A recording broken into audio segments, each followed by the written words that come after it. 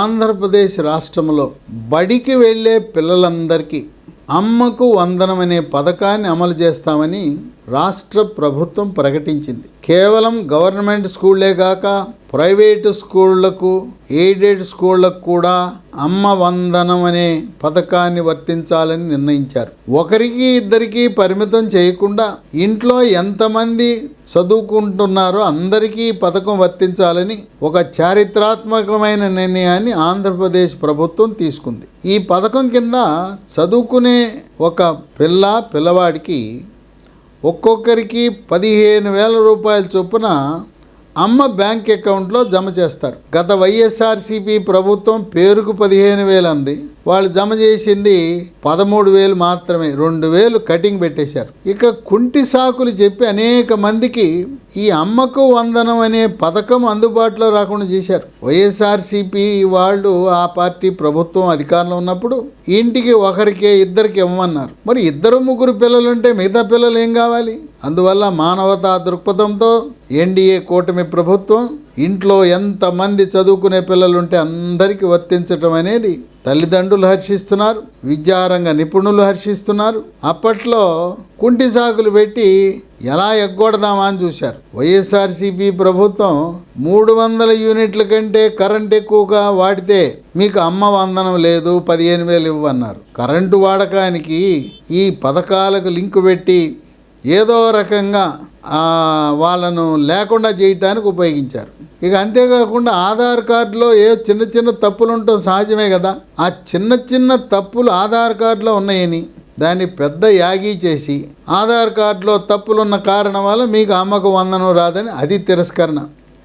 ఏదో మొక్కుబడిగా ప్రచారం కోసం ఇచ్చామని అమ్మ వందనం అనేది అమలు చేశారు తప్పనిచ్చి నిజంగా వైఎస్ఆర్సీపీ ప్రభుత్వానికి చిత్తశుద్ధి లేదు అని శాసన మండలి సభ్యులుగా ఎన్నికైన టీచర్ల ప్రతినిధులే వాళ్ళ అభిప్రాయాన్ని వెలిబుచ్చుతున్నారు. ఇక ఈ రోజున ప్రభుత్వ పాఠశాలలపై ఆదరణ తగ్గుతూ ఉంది. 11,000 ఆంధ్రప్రదేశ్ ప్రభుత్వ పాఠశాలల్లో ఒక్కో పాఠశాలలో కేవలం 10 మంది పిల్లలే ఉన్నారు. మరి 10 మంది పిల్లల కోసం స్కూలు నిర్వహించటము, స్కూలు అక్కడ డబ్బు ఖర్చు పెట్టడం, ప్రజాధనాన్ని దుర్వినియోగం చేయటం సమంజసమా అని ఆర్థిక రంగ నిపుణులు ప్రశ్నిస్తున్నారు. ఇక ఈ విద్యా సంవత్సరంలో 23-24లో 72,000 మంది పిల్లల సంఖ్య ప్రభుత్వ పాఠశాలలో తగ్గిపోయింది. క్రమేణా ప్రభుత్వ పాఠశాలల్లో సంఖ్య తగ్గుతూ ఉంది. ప్రైవేటు పాఠశాలల పట్ల మక్కువ చూపిస్తున్నారు.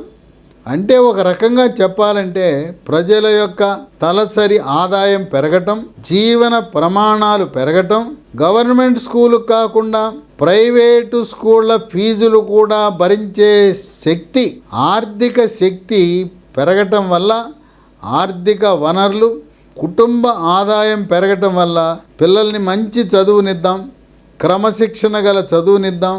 ప్రైవేట్లో అయితే మంచి చదువు ఉంటుంది, కార్పొరేట్ స్కూళ్ళలో చదివితే ఇంజనీర్లు, డాక్టర్లు, ఐఏఎస్లు అవుతారని ఆ భావంతో ఈరోజు ప్రజలందరూ కూడా ప్రైవేటు, కార్పొరేట్ స్కూళ్ళ పట్ల మక్కువ చూపిస్తున్నారు. ఇది ఎలా గవర్నమెంట్ స్కూళ్ళలో ఆదరణ పెంచడం, నాణ్యమైన విద్యనివ్వటం ఎలా అనేది ఆలోచన చేస్తే ఆంధ్రప్రదేశ్ ప్రభుత్వం ఒక ప్రత్యేక కమిటీని, నిపుణుల కమిటీని ఉత్తరప్రదేశ్, ఢిల్లీ వెళ్ళి అక్కడ విద్యా విధానాన్ని అధ్యయనం చేయమని పంపించింది.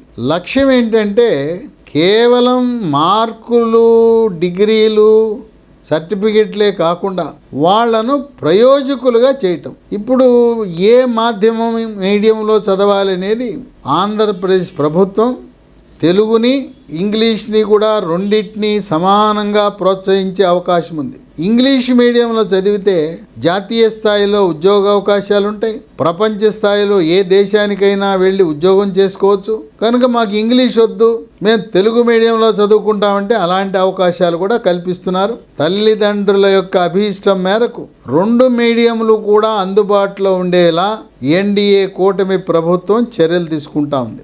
వీటితో పాటు ఇప్పటి వరకు స్కూళ్లలో లేని నూతన ప్రక్రియలకు, ఒరవడికి నాంది పలకబోతా ఉన్నారు. భావ వ్యక్తీకరణ, కమ్యూనికేషన్ స్కిల్స్. పిల్లలకి తెలుసు, సమాధానం తెలుసు. ఈ ప్రశ్నకు సమాధానం చెప్పేటప్పుడు సిగ్గుపడటం లేదా చేతులు కట్టుకుంటారు. సమాధానం చెప్పేటప్పుడు పిల్లలు చేతులు కట్టుకుంటారు, భయపడుతుంటారు.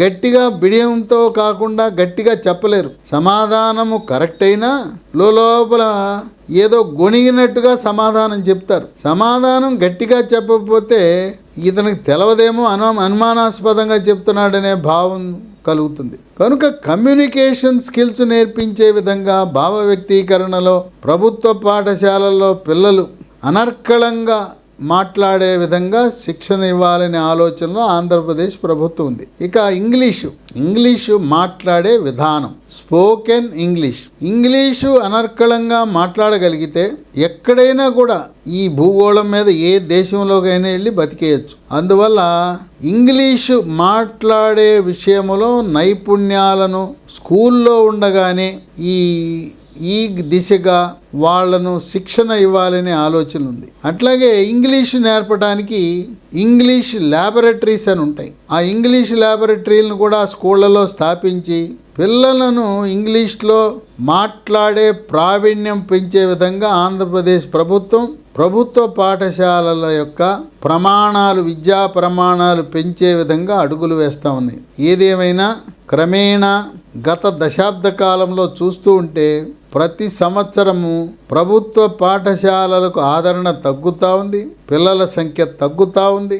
ఆ విధంగా దశల వారీగా కొత్త స్కూళ్ళు పెట్టే అవసరము లేకుండా ఉన్న స్కూళ్ళనే ప్రాథమిక పాఠశాలలు, ప్రాథమికోన్నత పాఠశాలలు, హై స్కూళ్ళు కూడా మూతపడే దిశగా వెళ్ళటం అంటే ఇది మన ఆంధ్రప్రదేశ్ ప్రజల యొక్క ఆర్థిక స్థితిగతులు మెరుగుపడటం వల్ల ప్రైవేటు విద్యను ఆశిస్తున్నారని ఆర్థిక రంగ నిపుణులు భావిస్తున్నారు.